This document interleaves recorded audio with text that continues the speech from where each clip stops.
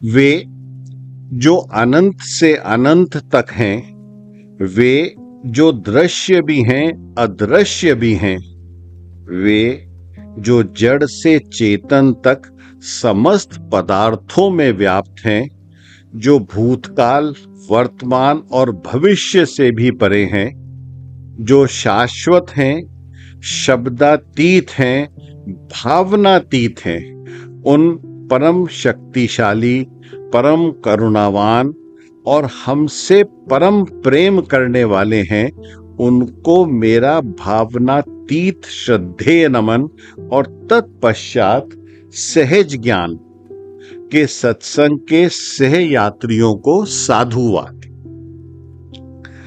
क्योंकि सहज ज्ञान के सत्संग की यात्रा की दिशा परिवर्तित हुई है और हम बहुत समीप से यात्रा कर रहे हैं एक संकटपूर्ण मार्ग पर, जो एक अप्रिय भी है, कष्टदायक भी है, पीड़ादायक भी है, अनिश्चित भी है, ये वो विषय है, तो असहजता तो अवश्य होगी, क्योंकि इस बुरे दुष्ट व्यक्ति पर चर्चा कर रहे हैं।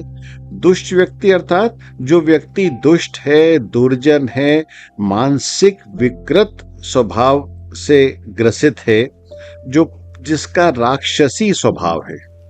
पर जैसा पिछले सत्संग में कहा था कि अगर इस भव सागर को सहजता से पार करना है, हाँ, वे जो बॉस हैं, जो श्रीधाम वृंदावन में विराजते हैं, उनकी कृपा रही, क्योंकि वो प्रभु जी परम आवश्यक है, भव सागर तभी पार होगा। तो इस मृत्यु लोक से सरलता से पीछा छूट जाएगा अगर कुछ विशेष बिंदुओं या विषयों की जानकारी हो जाए। दूसरे शब्दों में कहा जाए, अगर ये मालूम पड़ जाए कि क्या उचित है, क्या अनुचित है, क्या धर्म है, क्या अधर्म है, और जैसा मैंने अपने पहले प्रथम सत्संग में, सहज ज्ञान के सत्संग में कहा था, जो मेरी अनुभूति है कि मनुष्य का पतन इसलिए होता है कि वो भ्रम और भ्रम यानी ब्रा और भ्रा, भ्रम और भ्रम में अंतर नहीं कर पाता, तो इसलिए उसका पतन हो जाता है। वैसे हम जिस विशेष विषय पर बात कर रहे हैं, ये नकारात्मक विधि से संबंधित है, या यूं भी कहा जा सकता है कि जीवन के दो ही पथ हैं प्रभु जी, दो ही मार्ग हैं, दो ही रास्ते हैं, पहला नकारात्मक और दूसरा सकारात्मक। सरल शब्दों में कहा जाए तो नकारात्मक यानी ये नहीं, ये बिल्कुल नहीं, ये तो सोचना भी नहीं, ये तो हो ही नहीं सकता, ये तो चाहे कुछ भी हो जाए करना ही नहीं। होता है ना कि भाई ये तो यार इस चक्कर में नहीं पड़ना, ये तो करना ही नहीं काम, चाहे कुछ भी हो जाए ये तो मैं करूंगा ही नहीं। ये तो है प्रभु जी हमारा नकारात्मक। दूसरा है सकारात्मक। सरल शब्दों में कहा जाए तो इसको भी हम कर सकते हैं कि ये करना चाहिए, ये करना होगा, ये तो करना ही होगा, ये तो आखिरी सांस तक करता ही रहूंगा, इत्यादि इत्यादि। कमाल की बात है कि दोनों दिशाएं जो परस्पर विपरीत हैं, यानी एक दूसरे से बिल्कुल उल्टी हैं, पहुंचाती एक ही ध्येय पर हैं, एक ही मंजिल पर हैं, एक ही स्थान पर आके रुक जाती हैं। एक, ये तो मैं करूंगा ही नहीं, तो इसलिए मैं कभी गलत होऊंगा ही नहीं, और ये मुझे करना ही होगा, सही है, तो दोनों एक ही जगह आके रुक जाती। In other words, there are two sides of the coin, here coin is life. One is the negative side, the other is positive side. Surprisingly, both seems to take you in entirely opposite directions, yet when the journey is finished or completed, you reach at the same common destination. तो आइए हम सत्संग प्रारंभ करते हैं अपने वर्तमान में चल रहे विषय पर, जो है दुष्ट व्यक्ति, दुर्जन व्यक्ति, पापी व्यक्ति, झूठा निकृष्ट स्वभाव का व्यक्ति, जो मानसिक तौर पे विकृत है, इत्यादि इत्यादि। अच्छा प्रभु जी, ये विषय इसलिए आवश्यक है कि अगर हम अवगत हों या परिचित हों या सावधान हो जाएं कि भैया दुष्टों से कोसों दूर रहना है, छाया पड़ने की तो दूर दिखना भी नहीं चाहिए, या इतनी दूरी दुष्ट से कर लेनी चाहिए कि उसके स्पर्श की पवन भी अपने को ना छुए, तभी संभव है कि अपन बच सकते हैं। पुनः कहूंगा, अगर बॉस की कृपा रही, बिहारी जी की कृपा रही। तो प्रारंभ करते हैं सत्संग के एक विशेष ज्ञान मोती से, जो विषैले सर्प से संबंधित है। और ये ज्ञान मोती भी मैंने अपने एक अति प्रिय गुरु संत अब्दुल रहीम खान खाना की खुली तिजोरी से लिया है। मैं प्रभु जी रहीम साहब को संत मानता हूं, क्योंकि उनके अथाह ज्ञान के जो दोहों के माध्यम से प्रवाहित हो रहा है पिछले लगभग 500 वर्षों से, तो ये एक परम परोपकारी कृत्य है।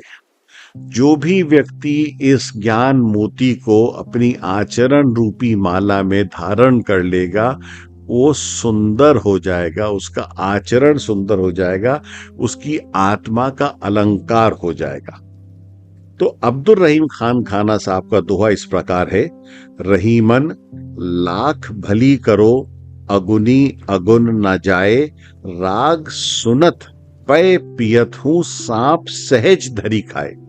पुनः कहूंगा, जैसा कहता हूं, रहीमन लाख भली करो, अगुनी अगुन न जाए, राग सुनत पय पियत हूं, सांप सहज धरी खाए। कितना सुंदर, कितना मीठा, कितना प्यारा दोहा है। अर्थात रहीम कहते हैं कि आप चाहे लाख बार भलाई कर लो, दया कर लो, सहायता कर लो, भला कर दो अवगुणी पर। अवगुणी कौन? जिसमें अवगुण होते हैं। और अवगुण किसके होते हैं? जो दुष्ट होता है, ओछा होता है, निकृष्ट होता है, एहसान फरामोश होता है, कृतज्ञ होता है। तो रहीम कहते हैं कि चाहे उस अवगुणी पर आप लाख भला कर लो, कितनी अच्छाई बरसा दो एक अवगुणी पर उसकी बुराइयों में कोई फर्क नहीं पड़ेगा। और क्या उदाहरण दे रहे हैं संत रहीम कि राग सुनत हूं, कि राग सुनता हुआ। कहते हैं ना कि सपेरे की बीन पर नाचने लगता है सांप, झूमने लगता है सांप। तो जब सांप सपेरे की बीन पर डोल रहा हो, पेय पियत हूं या दूध पी रहा हो, ऐसा कहते हैं कि सांप को दूध पीना बहुत पसंद है। तो चाहे सांप नाच रहा हो या दूध पी रहा हो, तो भी अकस्मात वह किसी को भी डंस लेता है। मतलब बिल्कुल बिना हिचक के, बिना विलंब, बिना राग द्वेष के सांप सपेरे को भी या दूध पिलाने को भी, किसी को भी काट लेगा, क्योंकि उसका सांप सहज धरी का है। वो सहज भाव से, क्योंकि वो अवगुणी है, क्योंकि वो कृतज्ञ है, क्योंकि वो एहसान फरामोश है, क्योंकि वो दुष्ट है, उसको काटना ही है, विष देना ही है ना प्रभु जी? कितना अद्भुत दोहा, कितना विशैला दोहा, कितना पीड़ादायक दोहा। पर ये यथार्थ है प्रभु जी, ये सच है, ये चलन है कि मनुष्य कृतज्ञ है, मनुष्य असंवेदनशील है, मनुष्य क्रूर है। यहां सबके ऊपर नहीं आएगी, जैसा मैं शुरू से कहता रहा हूं कि प्रायः देखा जाता है। यह एक ऐसा विषय आपके संज्ञान में लाना चाहता हूं जिसने मुझे बहुत वर्षों तक विस्मित किया है। तो मैंने अपने बड़े भाई डॉक्टर साहब मेरी ज्ञान गंगा की गंगोत्री रहे हैं, तो मैं उनसे अक्सर पूछता हूं, हमारा शास्त्रार्थ होता है बहुत से विषयों में। तो मैंने डॉक्टर साहब से एक दिन पूछा, ये जो कहावत है ये समझ नहीं आती कि आते का बोलबाला, जाते का मुंह काला। भाई ये कहावत समझ में नहीं आई कि आते का बोलबाला, जाते का मुंह काला। हाँ, मुंह काला होता है अगर कोई बुरा हो, कोई दुष्ट हो।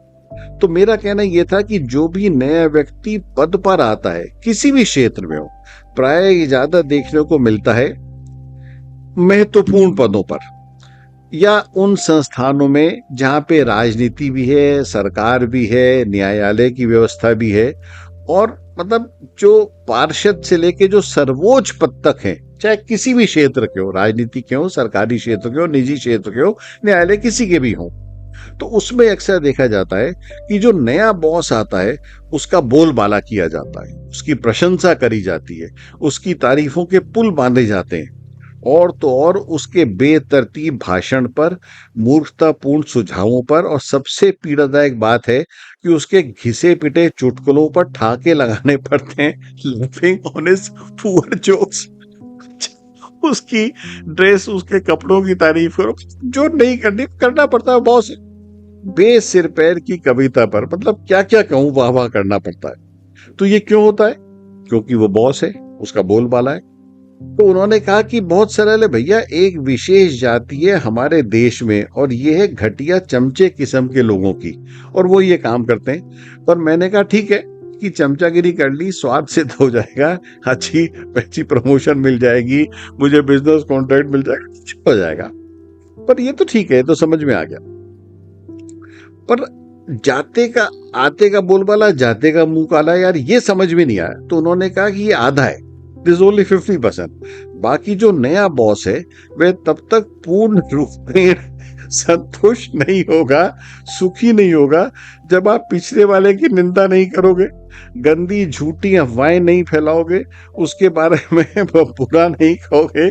क्योंकि जब तक जाने वाले का मुंह काला नहीं होगा, तब तक नए आने वाले का चमकेगा कैसे? कंपैरिजन तो ऐसे ही होगा।